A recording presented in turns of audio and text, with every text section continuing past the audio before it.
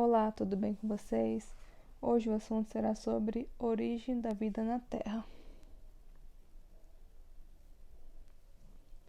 Bom, a teoria da geração espontânea. O que é isso?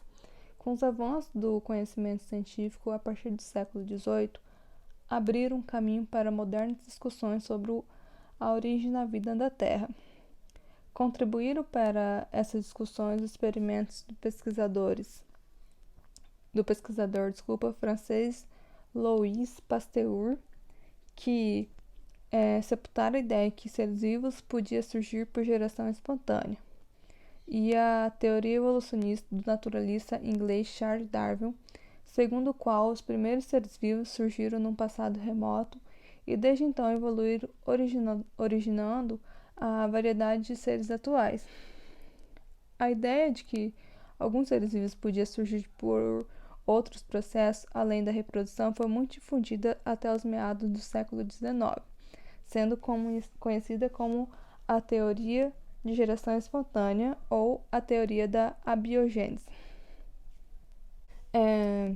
que admite que, por exemplo, que a serpente, rãs e crocodilos podiam se formar a partir da lama de lagos e rios, e que gansos podiam surgir pela transformação de crustáceos.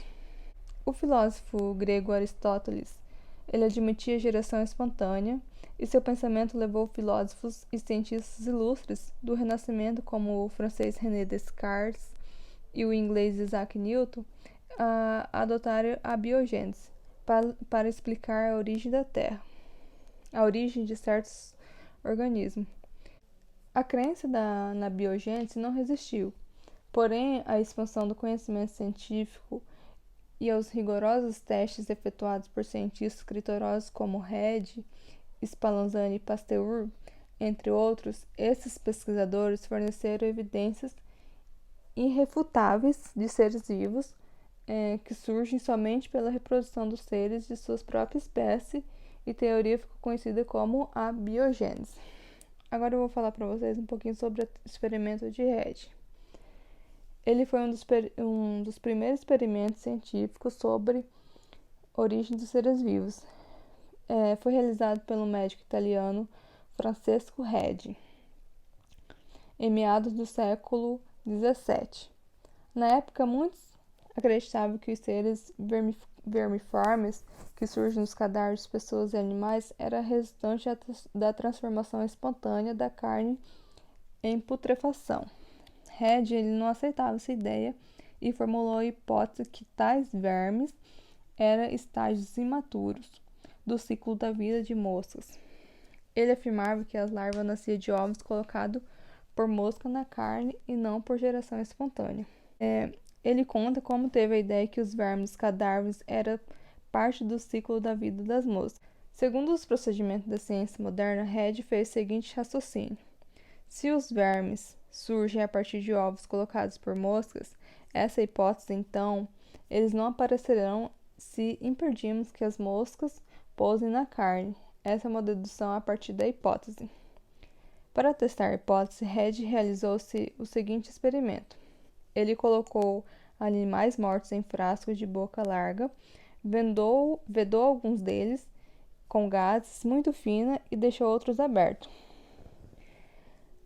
nas quais as moscas podiam entrar, nesses que estavam abertos, e sair livremente. Logo surgiram os vermes.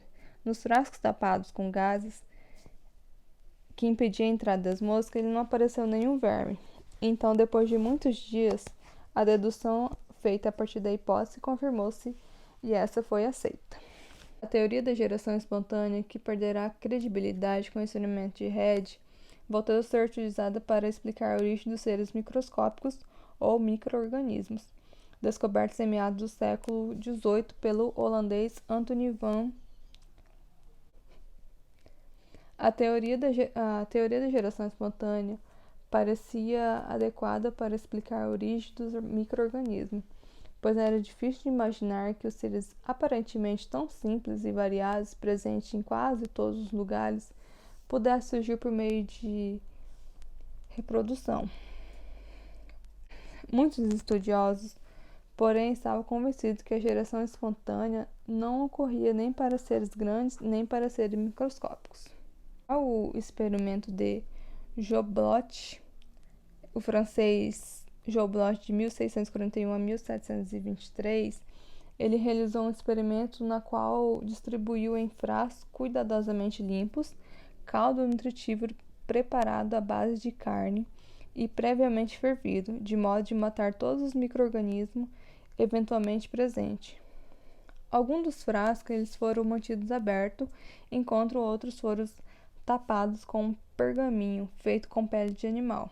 Alguns dias, Joblot observou que os caldos dos frascos ao microscópicos, no dos frascos destapados, havia uma grande quantidade de micro-organismos ausente do quadro dos frascos tapados. Com esse experimento, o cientista francês acreditou ter resolvido o problema da origem dos seres microscópicos. Ele concluiu que os micro-organismos surgiam a partir de sementes provenientes de ar e não pela transformação espontânea da matéria inanimada constituinte de caldo nutritivo. Aí vem a teoria Needham versus Spallanzani. Bom, a hipótese da geração espontânea, no entanto, não estava derrotada. Em 1745, o inglês John Needham ele distribuiu um caldo nutritivo em diversos frascos que foram fervidos por 30 minutos e imediatamente fechados com rolhas de cortiça. Depois de alguns dias, os caldos estavam repletos de seres microscópicos. Assumindo que a fervura eliminará todos os seres eventualmente existentes no caldo original e que nenhum ser vivo poderia ser penetrado através de rolhas. E Needham argumentou que só havia uma explicação para a presença de organismos nos frascos. Ele havia surgido por geração espontânea. Dando continuidade à polêmica, o padre e pesquisador italiano Lázaro Spallanzani refez o experimento de Needham. Ele preparou 8 frascos com caldo nutritivos previamente fervido. 4 deles foram fechados com rolhas de cortiça, como o Needham fez, e os outros 4 fizeram os gargalos derretidos no fogo. Além disso, esses últimos frascos eles foram fervidos por longo tempo. Após alguns dias, micro-organismo havia surgido nos frascos arrolhados com cortiça, mas não nos frascos cujos gargalos tinham sido hermeticamente fechados no fogo. Então, Spallanzani concluiu que a vedação e o tempo da fervura utilizado por Needham havia sido ineficiente para impedir a contaminação do caldo. Então, em resposta, o Needham alegou que devido à fervura prolongada, o caldo poderia ter perdido força vital e um princípio imaterial que seria indispensável para o surgimento de vida. Aí chega a teoria Aí o Pasteur derruba a teoria da abiogênese. No início do século de 1860, a Academia Francesa de Ciência ofereceu um prêmio em dinheiro para quem realizasse um experimento definitivo sobre a origem dos micro-organismos, estimulado pelo desafio. Por Pasteur, ele começou a trabalhar no assunto. Em um experimento, ele preparou 4 frascos de vidro com caldos nutritivos, amoleceu seus gargalos no fogo, esticando-se e curvando-se em forma de pescoço de cisne. Em seguida, ele aqueceu os frascos com caldo até que saísse o vapor pela extremidade dos gargalos e deixou que resfriassem. O objetivo de Pasteur, ao curvar os gargalos dos frascos, era permitir a entrada do ar, mas fazer com que as partículas em suspensão ficassem retidas na parede do gargalo curvo, que funcionava como um filtro. Apesar que o caldo estar em contato direto com o ar, em nenhum dos 4 frascos com pescoço de cisne surgiram micro-organismos. Os micro-organismos do ar ficavam retidos nas curvas do gargalo e não conseguia chegar ao líquido do frasco. Então Pasteur quebrou os gargalos dos frascos e verificou que, em poucos dias, seus conteúdos ficaram repletos de micro-organismos. Então, esse experimento ele demonstrava irrefutavelmente que o surgimento de micro-organismos em caldo nutritivo se dá pela contaminação por germes provenientes do ambiente externo e não por geração espontânea.